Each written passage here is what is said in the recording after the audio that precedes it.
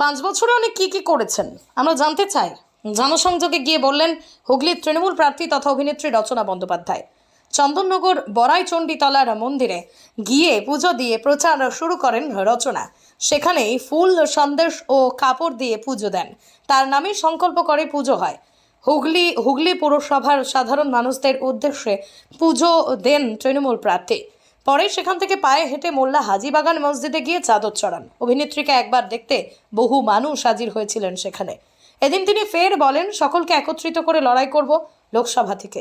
BJP প্রার্থী লকেট চট্টোপাধ্যায়ের নাম না করে বলেন হুগলি লোকসভায় কোনো কাজ হয়নি। আমি জানতে চাই তিনি 5 বছরে কি কাজ করেছেন। সাধারণ মানুষ জানেনই না 17 কোটি টাকা উনি কোথায় খরচ করেছেন। আর কি বললেন তিনি, শোনাবো বিস্তারিত। মানুষের জন্য একটু কিছু করি। একটা সময় থেকে জীবনে আসে যে তুমি যখন অনেক কিছু পেয়ে যাও, তখন একটা সময় তোমার মনে হওয়া উচিত যে আমি মানুষের জন্য কি করলাম সব কিছু পাওয়ার পরে। তো আজকে যদি আমি মানুষের জন্য আমার জীবনের শেষ অধ্যায়টা যেন যদি মানুষের জন্য কিছু করতে পারি, তাহলে এর থেকে ভালো জিনিস তো আর কিছু হতে পারে না। আমার তো জীবনে আর কিছু নতুন করে পাওয়ার নেই। নাম করে নিয়েছি, খ্যাতি আছে, মানুষের ভালোবাসা পেয়েছি। এখন যদি একটু শেষের দিকটা আমার জীবনের এখন শেষ 15-20টা বছর যদি আমি মানুষের জন্য একটু কিছু করতে পারি, আমি ভীষণ খুশি। হুগলি লোকসভায় দিদি নম্বর 1 নম্বর হতে চাইছেন, তাই তো? নিশ্চয়ই হতে চাইবো, তাই জন্যই তো এখানে আসা। নতুন কর্মসংস্থানের ব্যাপারে কি চিন্তা ভাবনা করছেন? কার কর্মসংস্থান? মানুষের।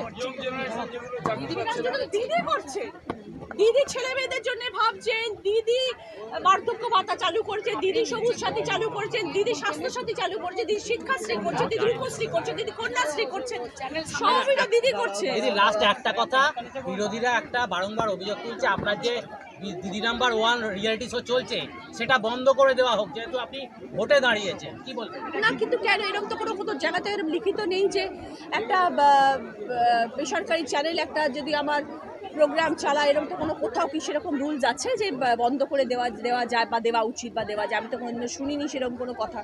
কোথাও কোনো লিগাল নোটিশ এরকম নেই যে তুমি, হ্যাঁ সে তো নির্বাচন কমিশন বলবে। আমার তো এরকম তো কোনো নোটিশ কোথাও নেই যে দিদি নাম্বার 1 বন্ধ হওয়া উচিত। সরকারি চ্যানেল বন্ধ, সরকারি চ্যানেল কোনো প্রোগ্রাম যদি আমার থাকে সেটা বন্ধ হওয়া উচিত, বাট সেটা তো জি তো সরকারি চ্যানেল নয়। বারবার দাবি করছেন 100% জিতবে এই লোকসভা, তো আগেও সাংসদ ছিল, তিনি দাবি করছেন, কেন এতটা কনফিডেন্স কিসের জন্য আপনি বলছেন?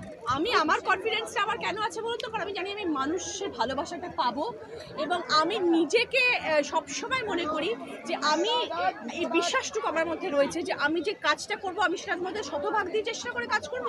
তো আমার সেই বিশ্বাস, ঠাকুরের প্রতি আস্থা এবং মানুষের প্রতি ভালোবাসা রয়েছে এবং সেই জন্য আমি জানি যে আমি জিততে পারবো। বিরোধী পক্ষ কিসের ভিত্তিতে ভাবছেন সেটা তিনি জানেন, আমি জানি।